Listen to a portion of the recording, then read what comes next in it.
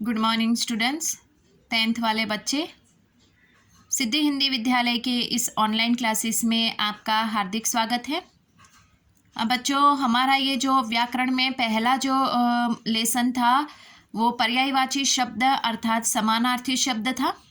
उसमें मैंने आपको पर्यायवाची शब्द किसे कहते हैं, समानार्थी शब्द की परिभाषा क्या है, उसके कुछ एक उदाहरण आपको बताए, ठीक है।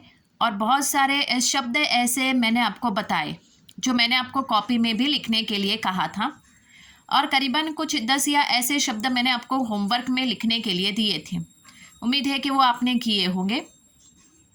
अब यहाँ पे हमारा व्याकरण में जो दूसरा लेसन है समास, ये बोर्ड की परीक्षा में पूछा जाता है, ठीक है। बोर्ड की परीक्षा में भी पर्यायवाची शब्द आपको 2 पूछे जाएंगे, 2 के 2 आपको लिखने हैं, दोनों आपको लिखने हैं 2 अंकों में। और समास भी यहाँ पे बोर्ड की परीक्षा में आपको पूछे जाएंगे, ठीक है। अब यहाँ पे सबसे पहले समास किसे कहते हैं उसका परिचय हम प्राप्त कर लेते हैं। तो समास का अर्थ है संक्षेप। आप देख सकते हो बच्चों की संक्षेप लेखन कीजिए, अर्थात संक्षेप यानी छोटा सा हिस्सा। हम जैसे कि कोई पाठ पढ़ते हैं तो पाठ तो बहुत विस्तार से होता है, करीबन नहीं तो भी 1 पन्ने 2 पन्ने का पाठ होता है, ठीक है। कम से कम देखा जाए तो इतना छोटा होता है पाठ, लेकिन फिर भी उसका जो शीर्षक होता है वो कैसा होता है, संक्षेप।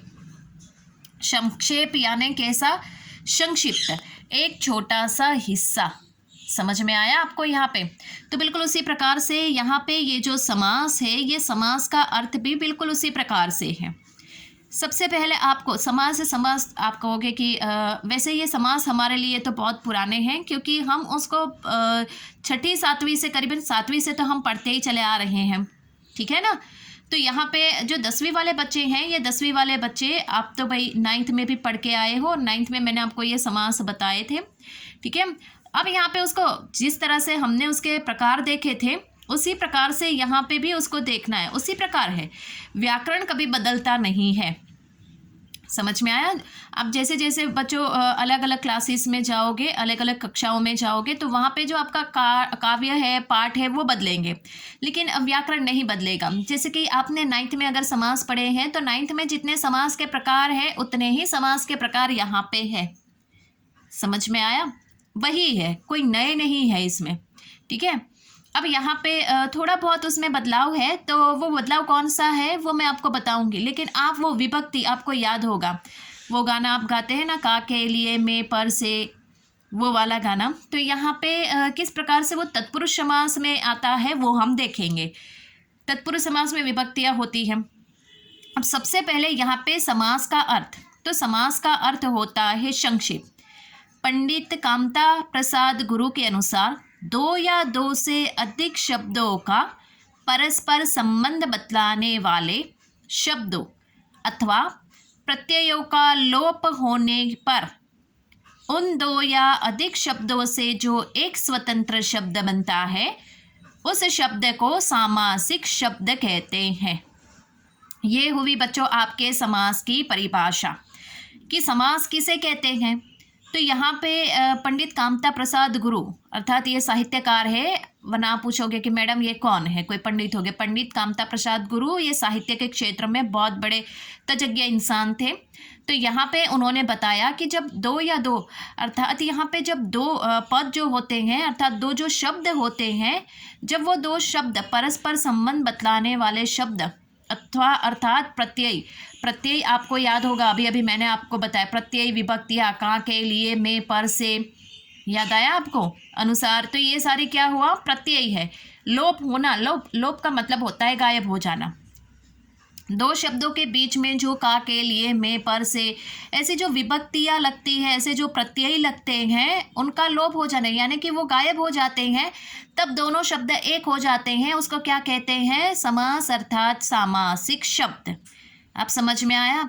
वापस एक बार दोहरा रही हूँ बच्चों, ध्यान दीजिएगा कि समास में अर्थात सामासिक पद किसे कहते हैं, समास किसे कहते हैं, जब 2 या 2 से अधिक शब्द परस्पर संबंध बतलाने वाले जो प्रत्यय होते हैं, जो विभक्तियां होती है, कौन सी, का, के, लिए, में, पर, से, अनुसार, और ये जो विभक्तियां होती है, ये विभक्तियां को लोप हो जाना अर्थात गायब हो जाती है, तब क्या होता है, वहाँ पे सामासिक शब्द बनता है।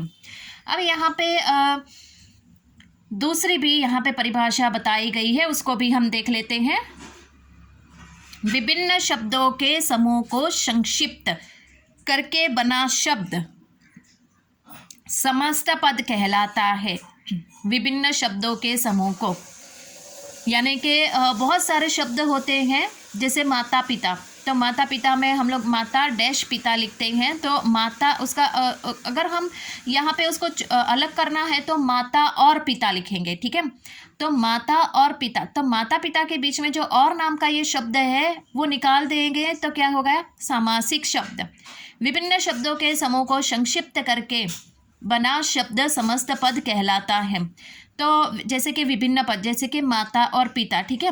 तो हम लोगों ने यहाँ पे क्या किया, जैसे माता डैश पिता लिखा है, तो हम लोगों ने क्या किया, और शब्द मिला दिया उसमें, माता पिता के दो शब्दों के बीच में, तो माता और पिता।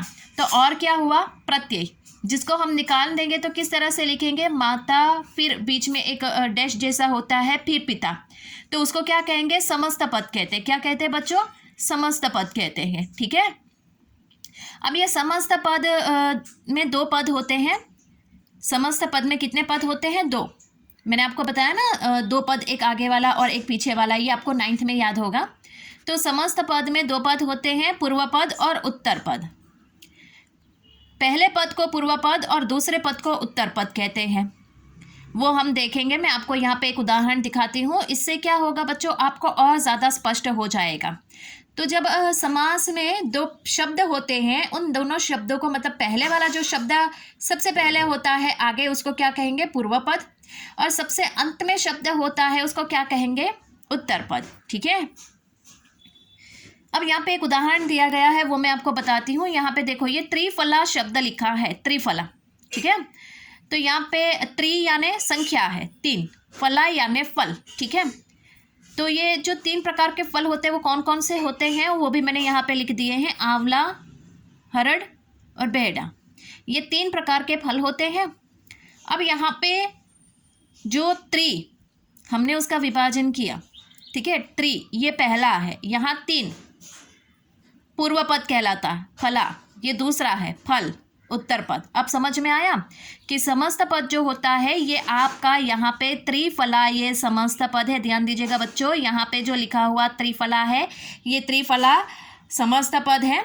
उसको हम तोड़ेंगे तो 3 + फ, आप बोलोगे 3 कहाँ से आया, त्रि, आपको याद है प्रथम द्वितीय तृतीय, तो त्रि ये संस्कृत का, तो यहाँ पे त्रि यानी 3, फला यानी फल, 3 प्रकार के फल।